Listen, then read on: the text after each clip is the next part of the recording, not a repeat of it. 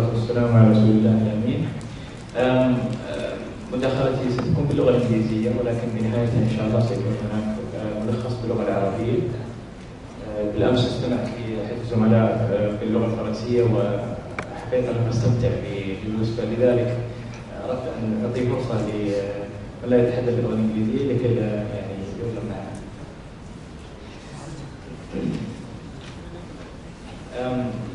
Today I'm going to talk about the translation of the Quran into Western languages. I'm going to focus mainly on translations into Latin, into French, and into English.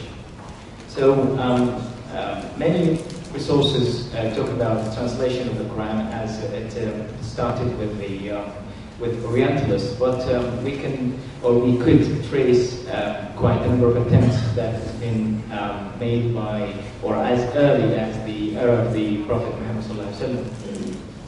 The first example took place when a convoy of Muslims were sent to Al-Habasha, Abyssinia, to seek refuge or with Ashama ibn Abjar al-Najashi, and there were some verses that were translated to Ashama, namely from Surah Maryam.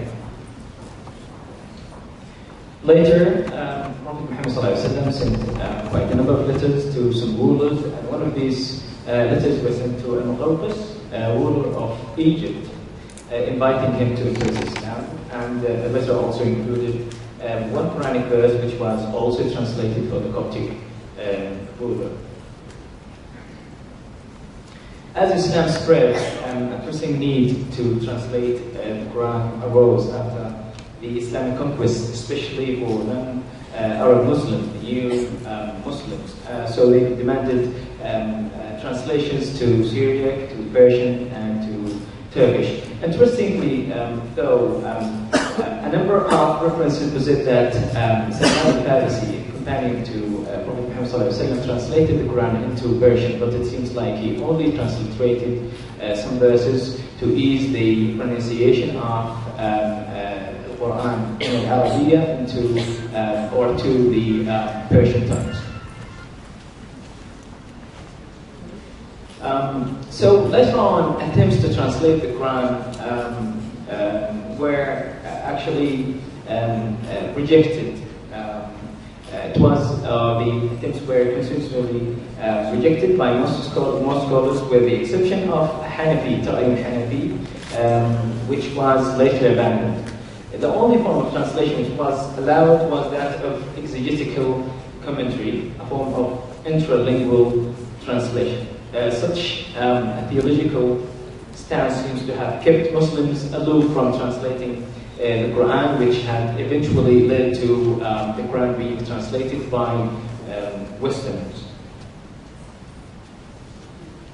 The first translation of the Quran into a Western language was into Latin. It was done by Robert of Kitten and Herman de la Mattia in 1143.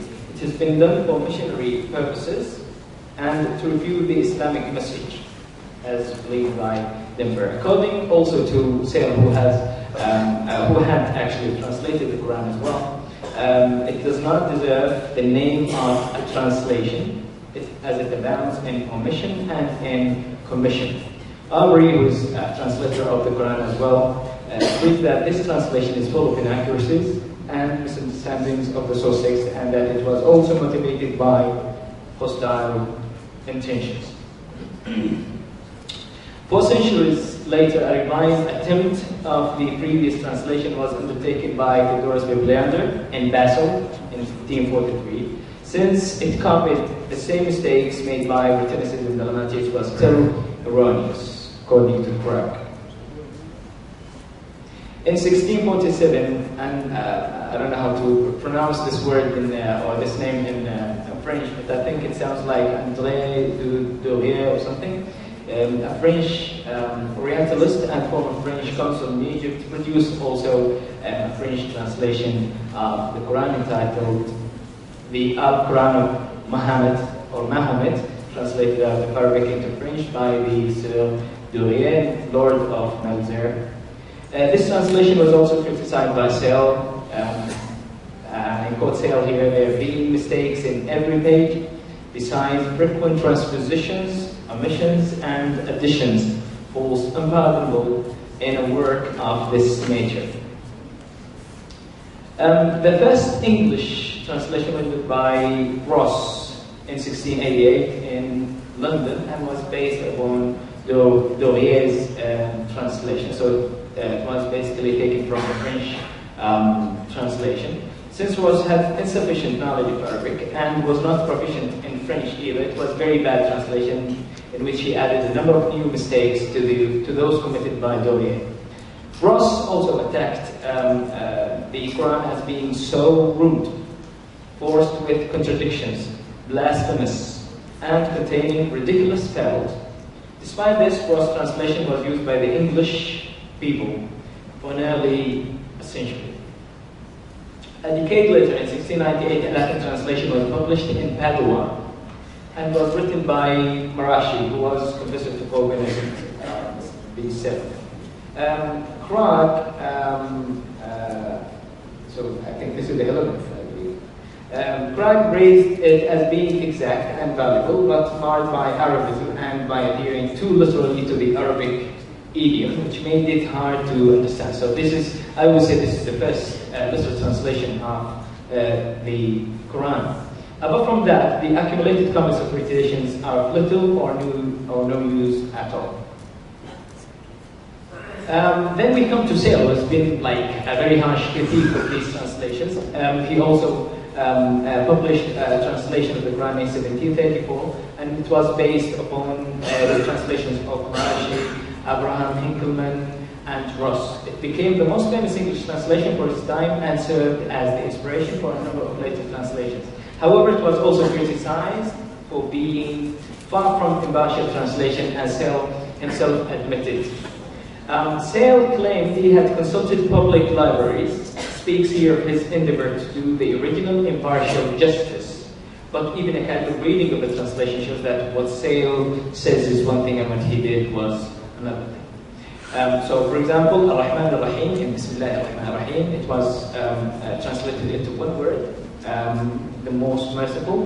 Ya ayyuhan nas u'budu rabbakum was translated as, it was literally, or literally it says, O mankind, worship your Lord, was translated by Sale as, O men of Mecca, as if he's limiting the Quranic message to those living in Mecca. So those in Morocco should not be Muslims. Some parts of verses are even omitted altogether from his translation, including the last part of the verse in Al-A'raf 98. However, a cursory reading of his translation shows that it is quite acceptable in terms of readability and style, except for those mistakes which he made due to his lack of understanding of the source. So we could say that he had good intentions. In 1861, John Bridwell published another translation of the Quran, which he referred as, or it contained what he referred as a chronological order of the surahs. Unlike Sale, Bridwell used the Leipzig 1841 text of the Quran, edited by Gustav Flugia. He spoke highly of Marrakech's work in his preface. But he criticized Sale for two things: for following Marashi too closely and for including Marrakech's commentary to the body of the translation. Apart from inconsistency, Bridwell did not bother to consult any Islamic exegesis books for deeper understanding of the meaning, a methodology which will definitely lead to the translator to represent or mistranslate the meaning of the source text. I'm going to mention a few examples on here. فَصَلِّ لِرَبِّكَ وَانْحَرْ, literally pray for your Lord and sacrifice, was translated by as pray therefore to the Lord and slay the victims. So the verb anhar is restricted to a nusuk sacrifice, whereas Bridwell went to a very different rendering. إِلَّا أَصْحَابَ الْيَمِينَ, except those on the right, was rendered by Bridwell as but they of God's right hand. So he's adding to the text, something that was not actually included, nor was it even mentioned in exegetical books. Then we come to Palmer, who published a translation, the series Sacred Books of the East, for Oxford University Press in 1880. He's said to have had a long-lasting contact with the Arabs and thus should have been in a better linguistic position than the previous translators. This is according to Abdulaziz, professor in South. However, abandoning the chronological order adopted by Redwell in his preface, he seems to have had difficulty catching the drift of the Quranic language. He writes, "The language is noble and forcible, but it is not elegant in the sense of literary refinement." In his elaborated introduction, he keeps repeating that the Quran was written by Muhammad and that it is, or its language is rugged, fadla, and colloquial, and غير فصيح. Even though in some instances he speaks highly of the Prophet Muhammad, he concludes the Prophet spoke with rude, fierce eloquence in ordinary language. The fact that these contradictory comments go unproven or not illustrated enough with examples makes his claims counterproductive. In the period 1937 to 1939, another translation was done by the Scottish Arabist Richard Bell, which was entitled The Qur'ān Translation, with a critical rearrangement of the surahs. And here we're speaking with interference with the text. Following Floyd's text and verse numbering, Bell reordered the surahs in a chronological order different from that of the original text. In his preface, Bell mentions that he believes that the Quran was written by the Prophet Muhammad. He also explains that his translation was mainly intended to unravel to composition of the separate surahs, given that in his opinion the Quran suffers from being a confusion of written documents. One of the criteria Bell used in his task was rhymes. He questioned the fact that surahs have more than one rhyme, or sajr في Ayyad, and tries to unravel their composition. Thus, he claims, for example, that Surah 7 cannot be a unity because it has more than one pattern. One of the critics is Kidway. He claims that Bell succeeded only in making a mess of the traditional arrangement of the Quran due to the rearrangement that he made to the text. It is very difficult to follow Bell's translation because he's follows like an eclectic sort of methodology of arrangement. So, one example of Bell's translation in the Quran: وَلَا تَأْزِمُ عُقْدَةَ النِّكَاحِ حَتَّى يَبْلُغَ الْكِتَابُ أَجَلَهُ. It reads in Arabic, "Do not resolve upon the marriage time until the book has reached its term." The word book is a literal translation of the Arabic word kitab, which is not the intended meaning here. Bell said that he consulted Al-Baydawi, Tafsir Al-Baydawi, but in this particular verse he doesn't seem to have consulted any source or exegetical source. So to summarize, the first form of translation of the Quran was practiced as early as the era of Prophet Muhammad when a Muslim convoy sought refuge in the Abyssinian ruler from the oppression of the inhabitants of Mecca. As Islam spread, the need for translation arose so the Prophet Muhammad sent letters to adjacent kingdoms, which included translation of some Quranic verses. In addition, new Muslims have also demanded translation of the Quran after having embraced their new religion.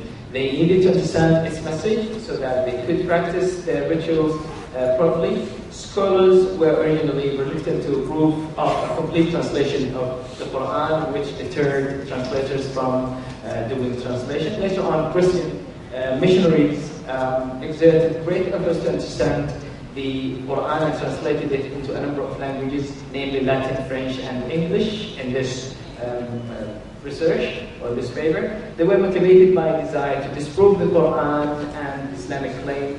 Since some translations were not based on the original text, it is clear that these early translations lacked clear understanding of Arabic and Islam. Therefore, these translations were criticized harshly by their successors for not offering faithful translations and for making many mistakes and omissions.